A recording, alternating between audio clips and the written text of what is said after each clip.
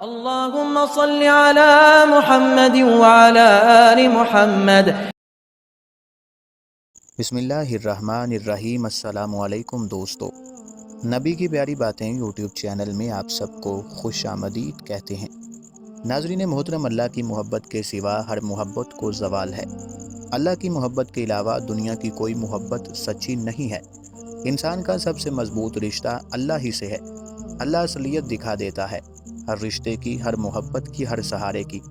پھر وہ سب کچھ دکھا کر آدمی سے کہتا ہے کہ اب بتا میرے سوا تیرا اور کون ہے۔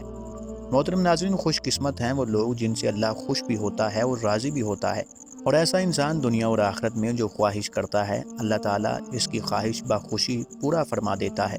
اور بدقسمت ہیں وہ انسان جس سے اللہ ناراض ہوتا ہے، مگر ناراض ہونے کے باوجود بھی اسے کھلاتا بھی ہے اور پلاتا بھی ہے۔ انسان کی اپنے رب سے محبت کی درج ذیل نشانیاں ہیں۔ اگر کسی انسان میں ایک بھی نشانی ظاہر ہو جائے تو سمجھ جانا کہ اللہ اس سے محبت کرتا ہے۔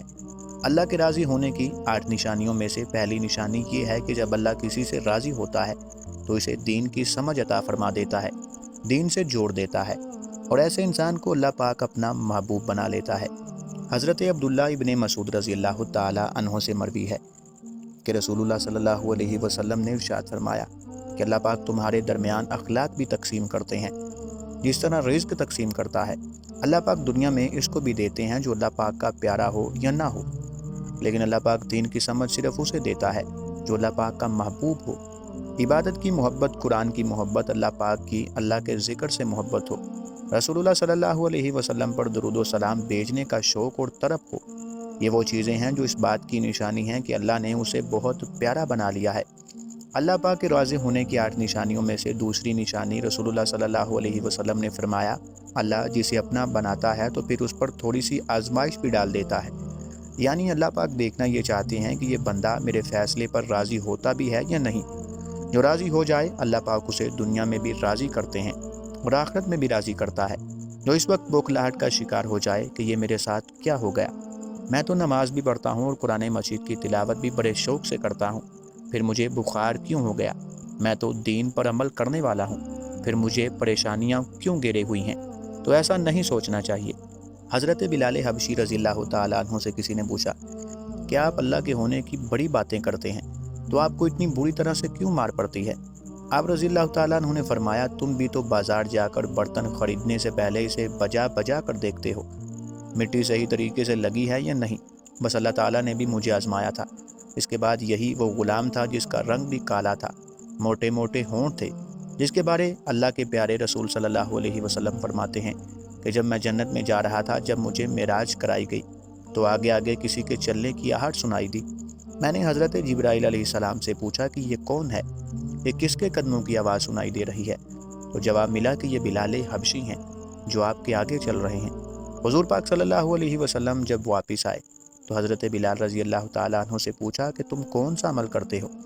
حضرت بلال رضی اللہ تعالیٰ عنہ نے فرمایا، آپ ہی نے تو فرمایا تھا کہ ہر وقت باوضو رہا کرو، تو میں ہر وقت وضو کی حالت میں رہتا ہوں، اور جب بھی میں بے وضو ہو جاتا ہوں تو اسی وقت نیا وضو کر لیتا ہوں، اور جب وضو کرتا ہوں تو تب 2 رکعت نماز بھی پڑھ لیتا ہوں۔ یہ ایسے صحابی رسول ہیں کہ چلتے زمین پر ہیں، قدموں کی آہٹ جنت میں سنائی دیتی ہے۔ تو آزمائش اللہ پاک کی محبت کی دوسری نشانی ہے۔ اسی لیے اگر کوئی فکر یا پریشانی میں ہو، اس کا یہ مطلب نہیں ہوتا کہ پتہ نہیں کہ مجھے کیا ہو گیا ہے۔ اللہ پاک اپنے پیاروں کو ہی آزماتا ہے۔ اللہ پاک کے کسی انسان سے راضی ہونے کی 8 نشانیوں میں سے تیسری نشانی یہ ہے۔ یہ ایسی خوبصورت نشانی ہے کہ جس سے پتہ چل سکتا ہے کہ اللہ پاک ہم سے راضی ہے اور ہم سے محبت کرتے ہیں یا نہیں کرتے۔ اللہ پاک جب کسی بندے سے محبت کرتا ہے تو اس کی طرف بدلاؤ لاتا ہے۔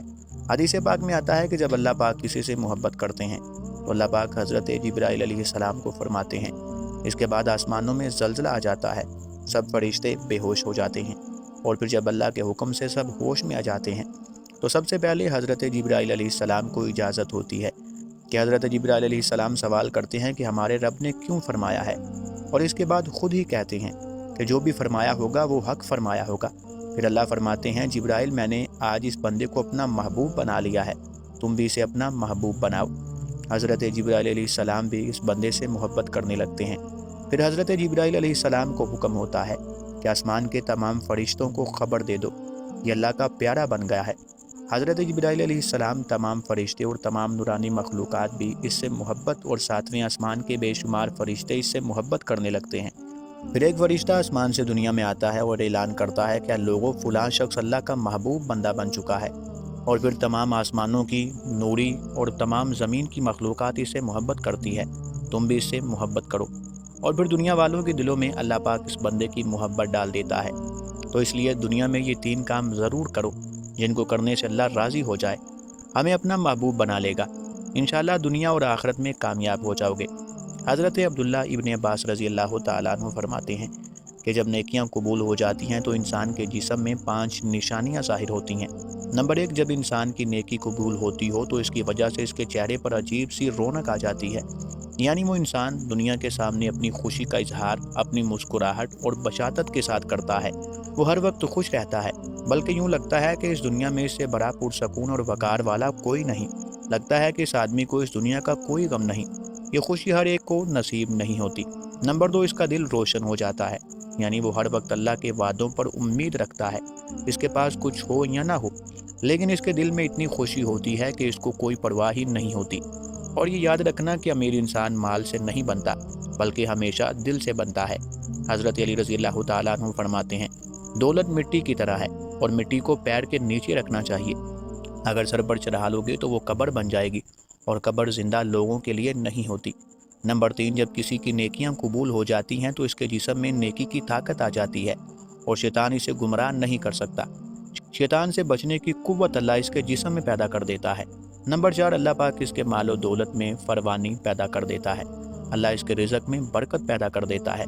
وہ چاہے لوگوں پر کتنا بھی خرچ کرے، ضرورت مندوں کو کتنا بھی بانٹے، اس کی وہ دولت میں کمی نہیں آتی۔